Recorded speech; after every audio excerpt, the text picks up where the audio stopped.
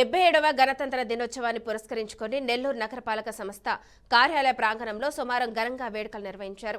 ఈ సందర్భంగా commissioner Vaibhav Nandan NCC క్యాడర్ల కవాతుతో గౌరవ వందనాన్ని స్వీకరించి జాతీయ జెండాను ఆవిష్కరించారు. రాజ్యాంగ స్ఫూర్తితో నగరపాలక సంస్థను రాష్ట్రంలోనే ఆదర్శంగా తీర్చిదిద్దుతూ అన్ని విభాగాల సమన్వయంతో ప్రజలకు మెరుగైన సేవలు అందించాలన్నారు.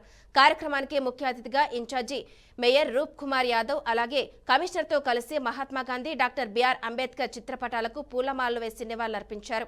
ఈ వేడుకల్లో మేయర్, కార్పొరేటర్లు, అన్ని విభాగాల అధికారులు, సిబ్బంది కూడా పాల్గొన్నారు. శాసనతో దాదాపు 2 సంవత్సరాలకు పైగా శ్రమించి ఒక గొప్ప లిఖిత రాజ్యాంగాన్ని మనకి ఇవ్వడం జరిగింది. ఆ లిఖిత రాజ్యాంగాన్ని మనం 1949 నవంబర్ 26న ఆమోదించుకొని దానినే జనవరి 26, 1950 నుంచి అమల్లోకి తీసుకురావడం జరిగింది. జనవరి 26, 1950 నుంచి అమల్లోకి వచ్చిన రాజ్యాంగం ఇప్పటికీ 76 సంవత్సరాలు పూర్తి చేసుకుని ఈ రోజున 77వ సంవత్సరంలోకి అడుగుపెట్టింది.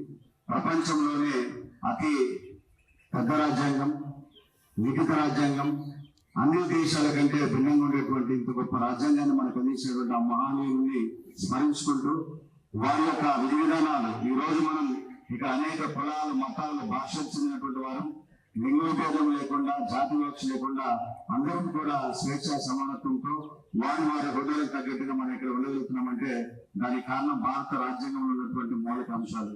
ఇటువంటి గొప్ప రాజ్యాంగాన్ని అందించినటువంటి మన మహనీయులకు, అదేవిధంగా రాజ్యాంగబద్ధ వస్తున్నటువంటి మనందరం కూడా మన దైనందిన జీవితంలో రాజ్యాంగబద్ధంగా నడుచుకోవాలని చెప్పి మన చట్టాల పట్ల, మన నియమావళి పట్ల మన అందరం బాధ్యతగా ఉంటూ మన వినియోగంలో మన డిపార్ట్మెంట్ కి, అదేవిధంగా మన శాఖకు, మన రాష్ట్రానికి మంచి పేరు తీసుకురావాలి.